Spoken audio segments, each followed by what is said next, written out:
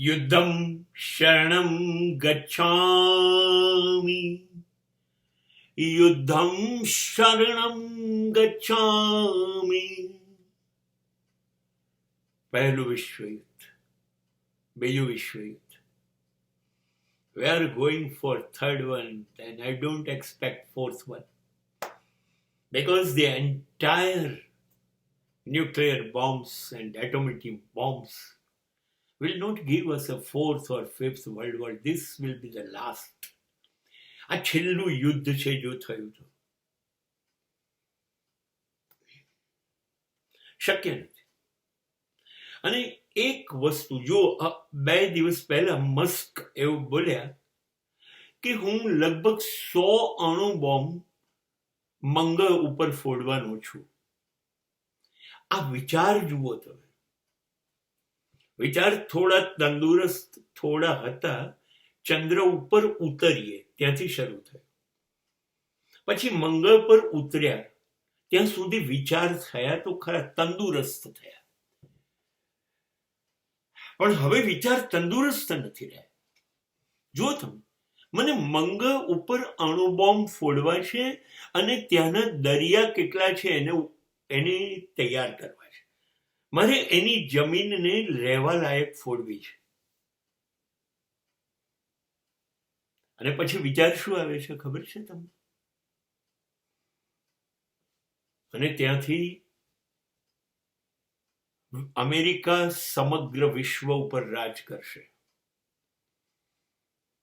કારણ કે અહીંના બીજા બધા દેશોની હેસિયત નથી મંગળ સુધી એમના શસ્ત્રો પહોંચાડે ને ન હરાવી શકે. અને એ મંગળ પર બેઠા બેઠા વિશ્વનો વિનાશ કરી શકશે. જો તમે અતિશય વિચારનું જગત એ યુદ્ધોને ક્યાં લઈ ગયું. આપણી પાસે પણ વાઘ અને સિંહ જેવા નખ જ હતા આદિવાસી સમયમાં.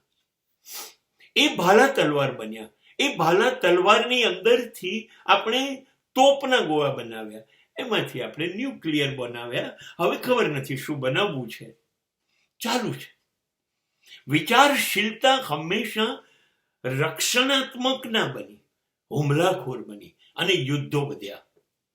એટલે જેમ વિચારો વધતા જાય છે એમ યુદ્ધ વધતા જશે, વધતા જવાના છે.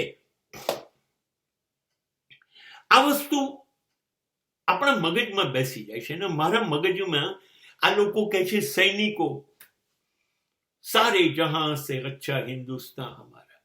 પાકિસ્તાન એની બૂમ પાડે, ઇસ્લામ એની બૂમ પાડે, ક્રિશ્ચિયન એની બૂમ પાડે, દરેક જણા બૂમ પાડે.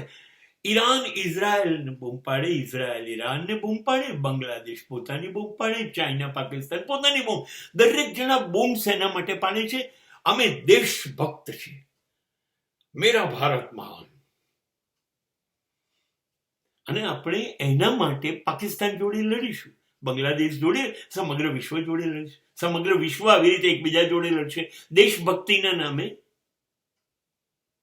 What we people are doing, આપણે શાંતિના માટે યુદ્ધો લડી રહ્યા છે. તમને લાગે છે યુદ્ધથી શાંતિ આવશે? કૃષ્ણની વાત શાંતિ પ્રસ્તાવ નહીં માનીને સમગ્ર કૌરવ વંશનો નાશ થયો અને પાંડવોને લાખો માણસો મૃત્યુ પામે. શાંતિ યુદ્ધથી એ વખતે નહોતી આવી. અશોકથી કલિંગના યુદ્ધમાં નહોતી આવી. હિટલરથી પણ ના આવી, મુસોલિનીથી પણ ના આવી, રશિયાથી નથી આવી, ચાઇનાથી નથી આવી, ઇઝરાયલ અમેરિકાથી નથી આવી.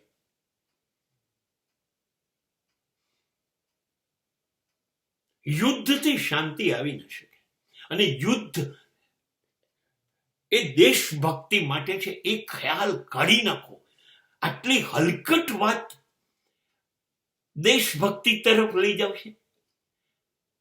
યુદ્ધ કરીને લાખો લોકોને મારી નાખવા, લાખો વિધવાઓ પેદા કરવી, લાખો મા બાપ અનાથ કરવા, લાખો બાળકોના પિતા છનવી લેવા.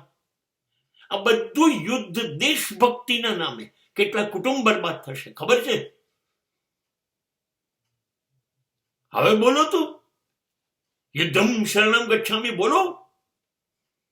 2500 વર્ષ પહેલા બોલ્યો હતો એક માણસ, બુદ્ધમ શરણમ ગચ્છામી.